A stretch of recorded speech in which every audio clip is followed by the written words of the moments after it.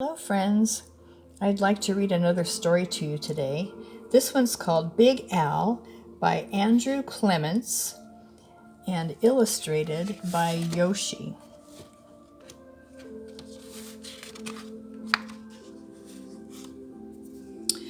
In the wide blue sea, there was a very friendly fish named Big Al. You could not find a nicer fish.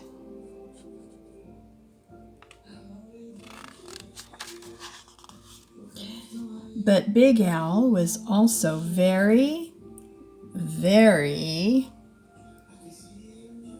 scary.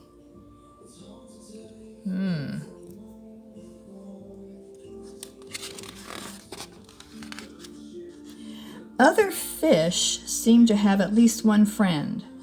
Some had many, but Big Al had none. He did not really blame the other fish. How could he expect little fish to trust a great big fish with eyes and skin and teeth like his? So Big Al was lonely and cried big salty tears into the big salty sea. Aww. He looks so sad. But Big Al really wanted friends, so he worked at it. First, he tried wrapping himself up with seaweed. He thought it was a great disguise, but no one else did. Who wants to stop and talk to a floating plant that has big, sharp teeth? Then he thought that if he puffed himself up round, the other fish would laugh and see how clever and silly he could be. But all they saw was how big he could be, and they steered clear.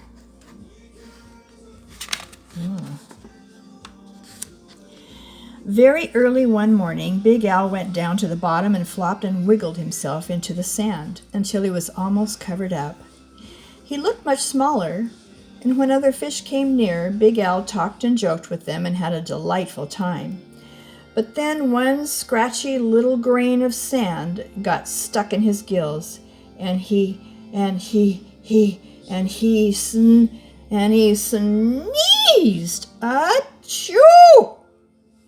When the clouds of sand cleared away, all the other fish were gone.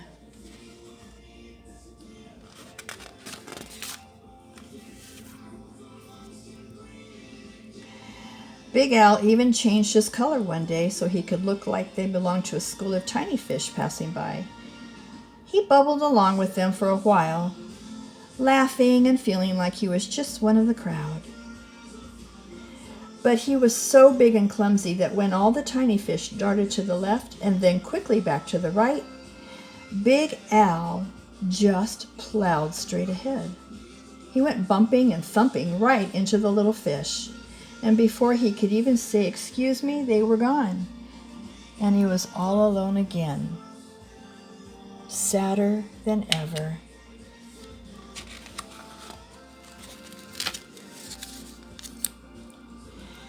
Just when Big Al was starting to be sure that he would never have a single friend, something happened.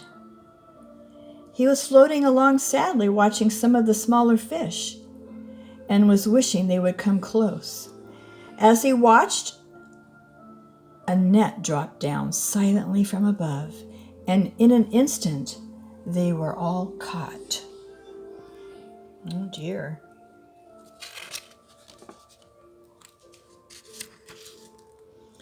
Big Al forgot all about being lonely, and he forgot all about his being sad. His eyes bulged out bigger and rounder than ever.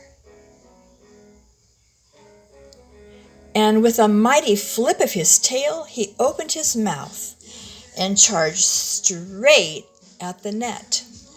The net was strong, but Big Al was stronger. He ripped right through it, and all the little fish rushed out through the hole.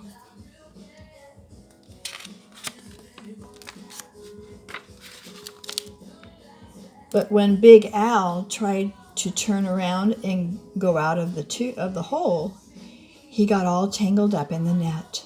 He was stuck. The net went higher and higher toward the bright surface of the sea, and the little fish watched Big Al as he disappeared above them. When the little fish were able to speak again, all they talked about was the huge, wonderful fish that had saved them. How great to be free, but what a shame that the big fellow had been captured.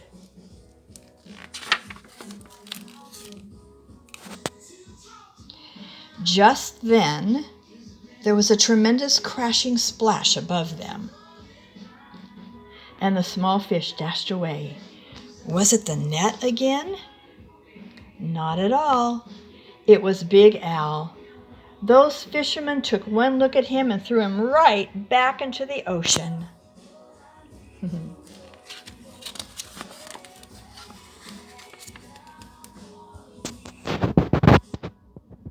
And now there is one huge, puffy, scary, fierce-looking fish in the sea who has more friends than anyone else. Big Al. And that's the end of our story. What was your favorite part? Do you remember what he did to try to make himself look less scary? I wonder if you could write about that and draw an illustration of Big Al. Thank you for listening.